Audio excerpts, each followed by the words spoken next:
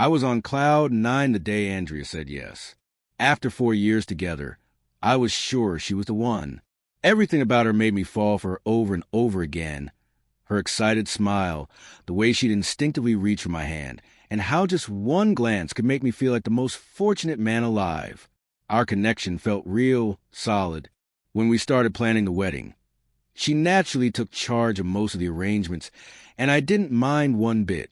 She was so excited, and I was just happy to be marrying the love of my life. One evening, while we were working on the guest list, she brought up something that didn't raise any red flags at the time. "Brianna and the girls are organizing a trip to Miami for my bachelorette weekend," she said, beaming. I raised an eyebrow. "Miami, huh?" She laughed and reassured me with a soft touch.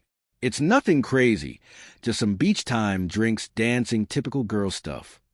I joked about crashing their trip, and she grinned before kissing me. "You worry too much.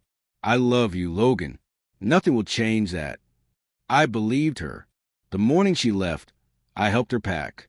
We joked and laughed like always. She teased me, and I told her I trusted her. At the airport, I kissed her goodbye, watching her walk away through security, completely unaware that it would be the last time I looked at her without doubt clouding my heart. That first night, everything seemed fine.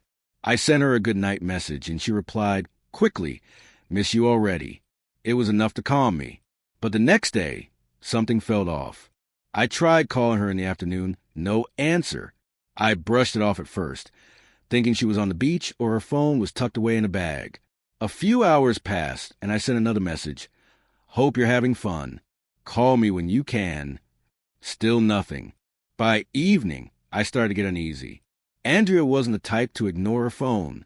Even when out with friends, she always took a second to respond. But now, complete silence. When 10 p.m. rolled around and another call went straight to voicemail, I couldn't help but worry. Was she okay, or was something else going on? The next morning, my phone finally lit up. I picked up immediately. "Andrea?" My voice was tight. She sounded groggy, like she'd just woken up. "Hey, babe, sorry. Fell asleep early. We were wiped out from the beach." I tried to let go of the tension and just talk to her. The conversation felt normal enough. We were about to hang up when I heard it. A man's voice. Brief, muffled, but unmistakable. Then the call dropped. I sat frozen. I redialed instantly. After a few rings, she answered again, this time sounding more alert. "Who was that?" I asked, more sharply than I meant to. "What?" she replied, pretending not to understand. "I heard a man before the call cut off." "Who was with you?" She hesitated a beat too long, then replied, "Oh, that was just hotel staff dropping off breakfast." Her answer came fast, almost too fast. "Hotel staff." I repeated, not buying entirely. "Yeah, they come around with room service," she said. Her tone clipped. "You sure?" I pressed, anxiety rising in my chest. She sighed. "Logan, relax. I'm in my room with the girls. You're being paranoid." I wanted to trust her, so I swallowed my doubt and nodded, even though she couldn't see me. "Okay, have fun." She muttered a quick, "Love you," and hung up. I stared at the phone, unsettled. Something was off, but I wasn't ready to accept it yet. When she returned from Miami the next evening, I was waiting at the airport. I missed her. I wanted everything to feel normal again. But when she walked out of the terminal, something in me shifted. She looked like herself, sun-kissed, glowing, but the hug she gave me was quick, distant, the kiss barely there. "How was the trip?" I asked. She smiled, but it didn't touch her eyes. "Amazing. I needed that so badly." "Anything wild happen?" I asked lightly. She laughed, brushing her hair behind her ear. "Nah, just drinking, dancing, too much sun, girl stuff." I smiled, but something inside me was unsettled. On the ride home, she barely spoke. Normally, after a trip, she'd tell me everything. This time, she just stared out the window, tapping away on her phone. Once we got home, she didn't even unpack, just flopped onto the couch, grinning at her phone. "Brianna?" I asked casually. "What?" she said, caught off guard. You texting Brianna? She blinked, then said, "Oh, yeah, just catching up," which made no sense. She just spent the whole weekend with her. I didn't push, but inside, the unease was growing. Little changes started creeping in. She was always on her phone now, not scrolling, but texting, smiling down at the screen, fingers flying. And when I walked into the room, she'd instinctively tilt the screen away. Then came the sudden uptick in girls' nights. Twice a week, sometimes more. One evening, while she stood in front of the mirror putting on lipstick, I asked, "Going out again?" "Yeah," she replied, barely glancing at me. "Feels like we haven't had time together lately," I said. She turned, raising a brow. "You see me every day." "That's not the same, and you know it." "Certainly. Here's your passage rewritten as a single paragraph with proper punctuation and no skip words." She scoffed, annoyed. "So what? I'm supposed to stay home all the time now?" I kept calm. "I'm not saying that. I'm saying something's changed since Miami." She rolled her eyes. "Oh my God, not this again." I studied her, trying to figure out if I was losing it or if she was hiding something. "Are we going to have this argument every time I go out?" she asked, grabbing her purse. I sighed, rubbing my temples. "No, forget it."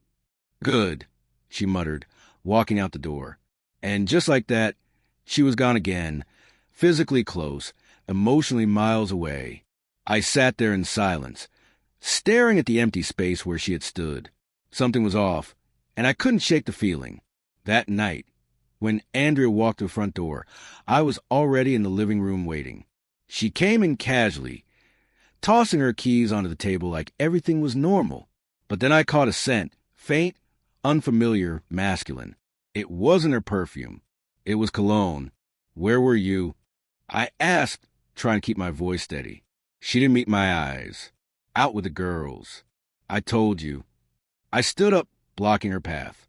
"Then why do you smell like a guy?" Her face flickered with something, guilt maybe or fear, but just as fast, she brushed it off. "Logan. Seriously, some guy must have brushed past me at the bar. Are we really going to do this?" I wanted to trust her. God, I wanted to. But I couldn't, not anymore. The next morning, she was in the shower when her phone buzzed. It lit up on the nightstand. I wasn't trying to snoop, but my eyes drifted to the screen. A message from someone named Scott. My chest tightened. "Who is Scott?" My hand moved before I could stop it, reaching for the phone. But before I could read anything, I heard the water shut off. I quickly put the phone back and stepped away as Andrea walked out of the bathroom, wrapped in a towel, steam trailing behind her. She glanced at the phone, then at me. "What are you doing?" "Just grabbing my wallet." I lied, keeping my face blank.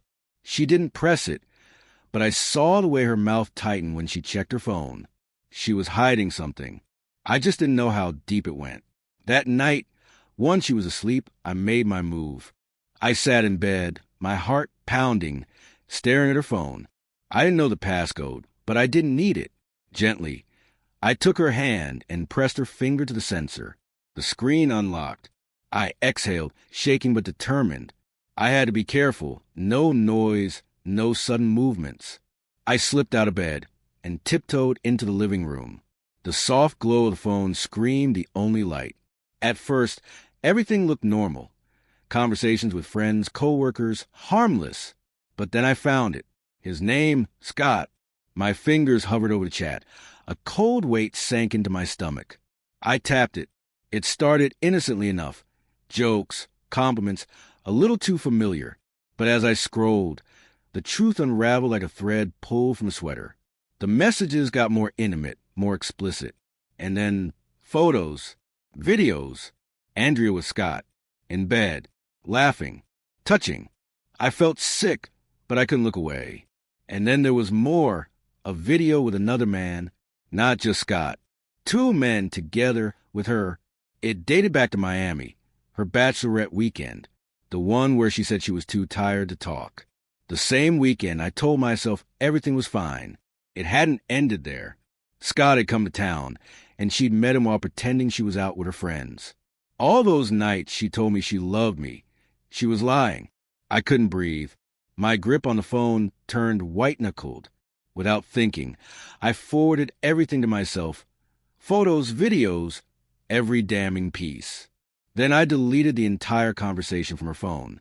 She wouldn't know what I'd found. Not yet, because I wasn't going to confront her. I was going to destroy the illusion. The next morning, I acted like nothing had changed. Andrea went about her day like usual, clueless. When I casually suggested inviting her parents over for dinner, she agreed without hesitation. That evening, we sat around the table, chatting politely. Her parents laughed. She smiled. No one saw what was coming. Then, when the moment was right, I took out my phone, connected it to the TV, and pressed play. The room went still as a screen filled with images. Undeniable proof of betrayal. Andrea in bed, laughing, wrapped in sheets with Scott and another man. Her mother gasped. Her father's face flushed with anger. Andrea turned pale. What is this?" she asked, her voice trembling. "You tell me," I replied coldly. Her father stood, fists clenched. "Andrea, what is this?" Tears welled in her eyes. "Logan, please, you don't get to beg," I said. "You made your choice." Her mother looked devastated. Her father's voice was hard. "I raised you better than this." Andrea turned to me, desperate. "I made a mistake." I laughed, empty and sharp. "That wasn't a mistake. That's who you are." She didn't argue. She couldn't. The truth was right there for everyone to see. "Pack your things," I said. "The wedding's off. I want you out tonight." Her father nodded grimly. "You heard him. Go." Andrea opened her mouth to say something, but no words came. Quietly, she turned and began to pack. No excuses, no denials, just silence. And then she was gone. The months that followed were hard. The quiet in the house was unbearable at first. Everything reminded me of her. But time passed. Pain gave way to clarity. I started to heal. Then, one evening, there was a knock at the door. I opened it, and there she was, Andrea. She looked like a ghost of the woman I once knew, tired, hollow-eyed. "Logan," she whispered, voice raw. "Please, I was stupid. I made a mistake. Give me another chance." I didn't speak.